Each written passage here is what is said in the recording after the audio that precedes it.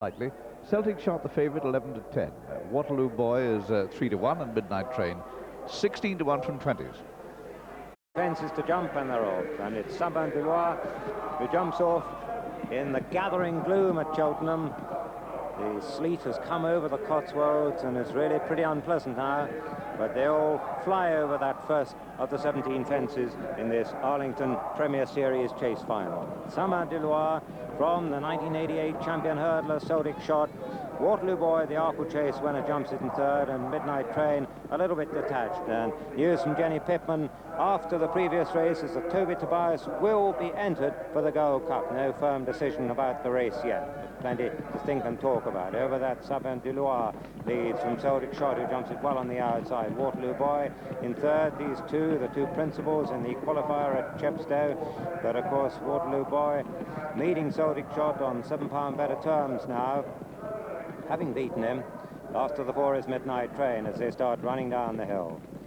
Sabin de Loir, who ironically Peter Scudamore once described as possibly the best horse that he'd ever ridden, but he's rejected him today in favour of Celtic Shot, who tracks Sabin de Loir.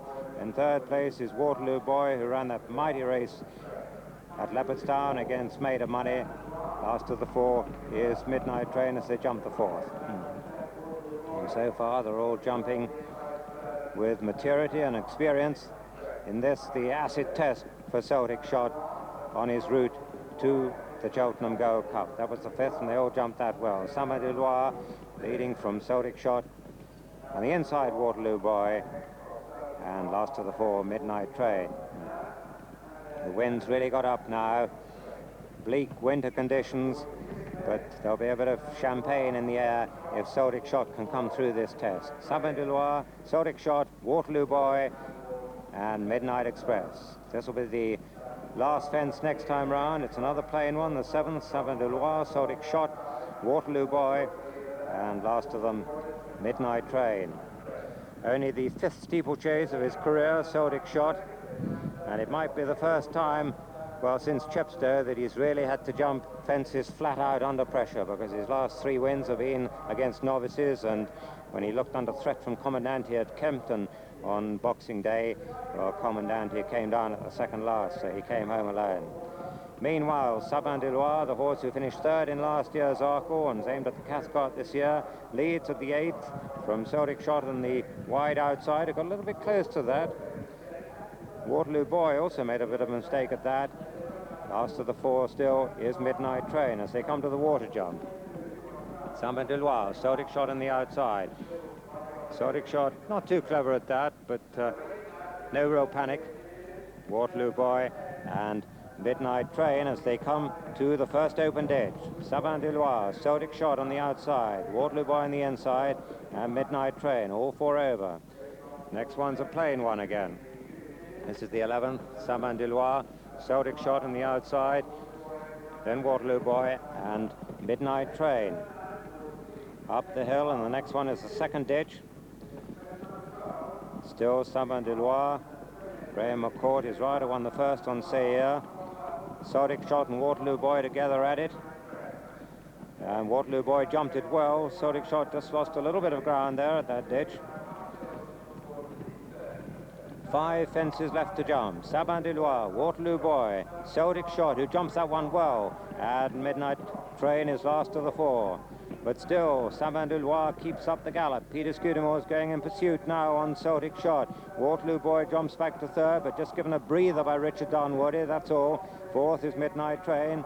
As they come to the fence at the top of the hill, this is the fourth last, and they're really flying now. And Celtic Shot got a little bit close to that, and Sabin de Loir gallops on down the hill with a 2 or 3 length lead from Celtic Shot second. Waterloo Boy coming back into the inside, and Midnight Train is last of the fours. They come down to the third last, and this is the fence that sometimes causes the trouble. And Sabin de Loir just a little bit close to it, but got away with it, and Celtic Shot makes ground on the outside, but comes under pressure from Peter Scudamore, who now moves him over the lead, moves him into the lead and over the rails as they come down towards the elbow.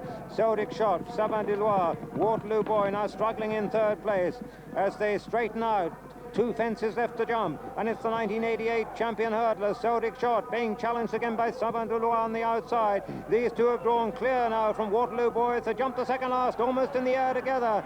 Sabin de Loir on the stand side, Celtic Shot on the far side. These two are 10 lengths clear as they come down to the last, and it's Sabin de Loir forging back into the lead at the last. Sabin de Loir rises first. Celtic Shot gets a bit close to it.